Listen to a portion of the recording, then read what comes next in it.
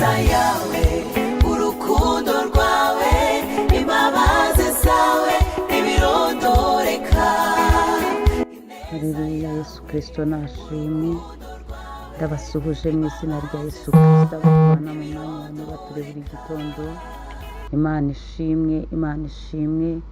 Dushimye Imana yacu izinze ijoro ikazingura amanywa. Dushimiye intwari ku rugamba, Imana y'inyembaraga. Imana ishimwe cyane mwene data, tubana muri uyu mwanya wa buri gitondo.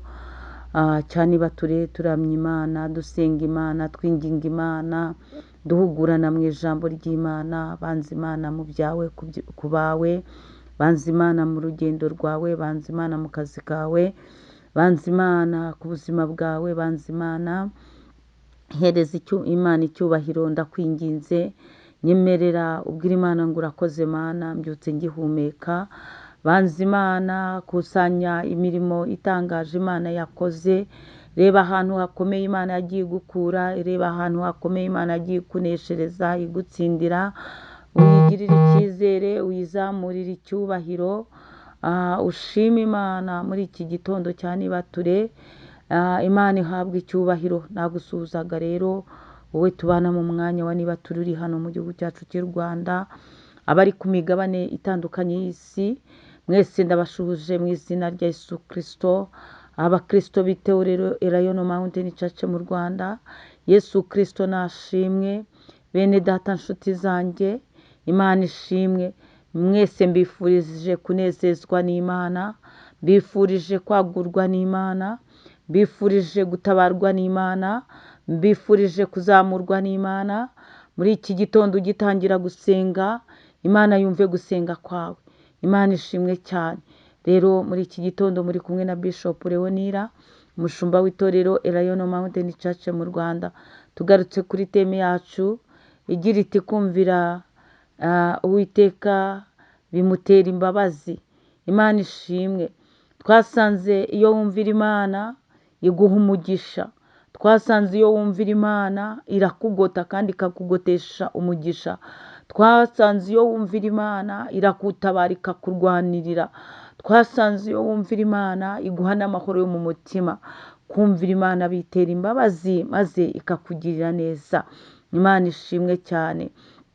Kandi nawe ubikurure, uri umubyeyi ukaba ufite umwana ukumvira, uwo mwana ukumvira agutera imbabazi. Iyo akutabaje urihuta cyane. Iyo akubwiye ati mfite ikibazo, wumva ukozwe ku mutima. Ariko iyo ufite umwana utakumvira w'umunebwe, uhora ufite amakenga. Igihe cyose n'ibintu akubwiye ubanza kubitekerezaho cyane. Ndavuga wowe uri umwana w'umuntu, ariko ese Imana, nimba Imana itubwiye ngo niwumvira Uwiteka imigisha yose izakuzaho, ariko nutumvira Uwiteka uzabona imivumo. Uragira ngo Imana iriseriye kandi n'umwana w'umuntu ajya abikora. Iyo umuntu atakumvira usanga rwose mutagendana. None ijambo ry'Imana riri kuduhendahenda ngo twumvire Imana nayo iduha umugisha. Twumvire Imana tubone imbabazi zayo. Twumvire Imana ngo ibya kera naho ibyaha byawe byatukura tukutuku ngo bikurwaho rwose. Nakubwira ngo rero hitamo kumvira ijambo ry'Imana, hitamo kugenda nk'uko Imana ibishaka. Imbabazi z'Uwiteka zirakuganza zikuzeho. Imana ishimwe. Nyemerera tudatinze muri iki gitondo dusome ijambo ry'Imana riri mu byakozwe n'intumwa, ibice 5. Turahera ku murongo wa 25. Titire y'ijambo handitse ngo bongera gufata intumwa bazihana. Ijambo ritubwiye ngo iki? Riratubwiye ngo ariko haza umuntu arababwira ati dore ba bantu mwashyize mu nzu y'imbohe bahagaze mu rusengero bari kwigisha abantu. Maze uwo mutware n'abasirikare baragenda babazana ku neza, kuko batinyaga rubanda ngo batabatera amabuye. 26. Bamaze kubashyira imbere y'abanyarukiko, umutambyi mukuru arababaza ati ntitwabihanangirije cyane kutigisha muri rya zina. None dore mwujuje i Yerusalemu ibyo mwigisha, murashaka kudushyiraho amaraso ya wa muntu. Petero n'izindi ntumwa barabasubiza bati, ibikwiriye ni ukutumvira Imana kuruta abantu. Ibikwiriye ni ukutumvira Imana kuruta abantu. Imana ishimwe. Hanyuma twasoreza ahangaha. Izi ni inkuru z'abakozi b'Imana, intumwa ziri kugenda zivuga ubutumwa bwiza, igihe zari zirimo kuvuga ko Yesu Kristo ari umwami n'umukiza, bavuga ukuntu Yesu Kristo yapfuye kandi akazuka. Ariko icyo gihe hatangwa itegeko rivuga yuko barabafunga. Igihe babafunguye barababwira ngo ntimuzongere kwigisha muvuga rya zina, kwigisha muri rya zina. Rya zina nta rindi, ni izina rya Yesu Kristo.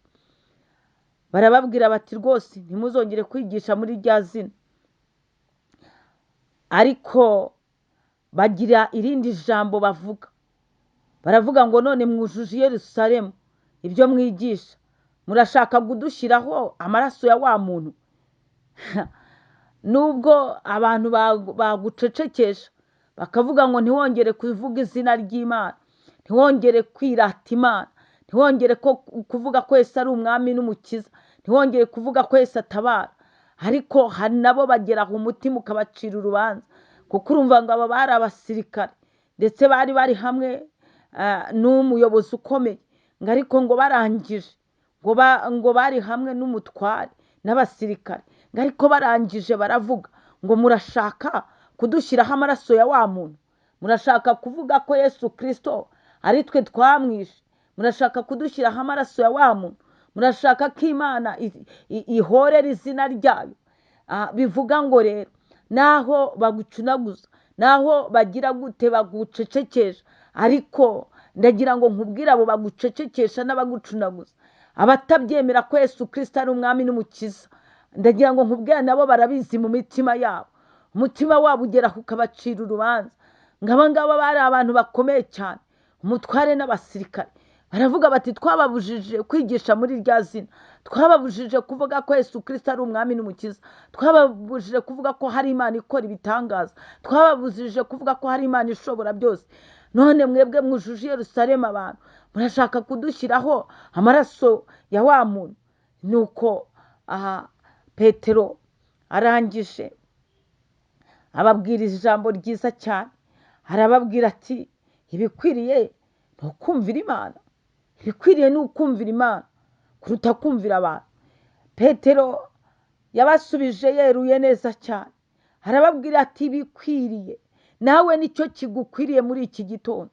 Ikigukwiriye ni ukumvira Imana kuruta kumvira abantu.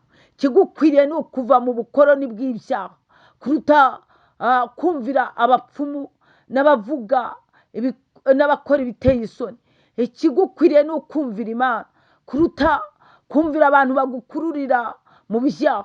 Ikigukwiriye ni ukumvira Imana naho baguseka bakavuga ko wowe uri umuturage, bakavuga ko wowe byagucanze, ariko ikigukwiriye ni ukumvira Imana kuruta kumvira abantu. Yego, usanga abantu b'uyu munsi banejejwe cyane no kugendera mu bigare, bakavuga ngo ndi kugendana n'abagezweho, ndi kugendana n'abantu b'abasitare. Ariko wa musore we, wa mukobwa we, ikigukwiriye ni ukumvira Imana kuruta kumvira abo wita ko ari abasitare. Abo ngabo barimo barakuyobya, uragenda ukarara wicaye, urarara uri kunywa ibiyobyabwenge, urarara uri mu busambanyi, ukavuga ngo waragafashe, ahubwo karagufashe. Reka nkubwira akagufasha kariko ni agahinda n'umwaku. Ibyo byaragufashe kuko nyuma y'ubwo buzima uri kwita ko ari bwiza, uri kwita yuko rwose wafatishije, uzagira ingaruka z'ibyo byaha, uzagira umwaku. Yewe, igikwiriye ni ukumvira Imana kuruta kumvira abantu. Reka nkubwire wowe uri kumvira abakuyobya. Ikigukwiriye ni ukumvira Imana.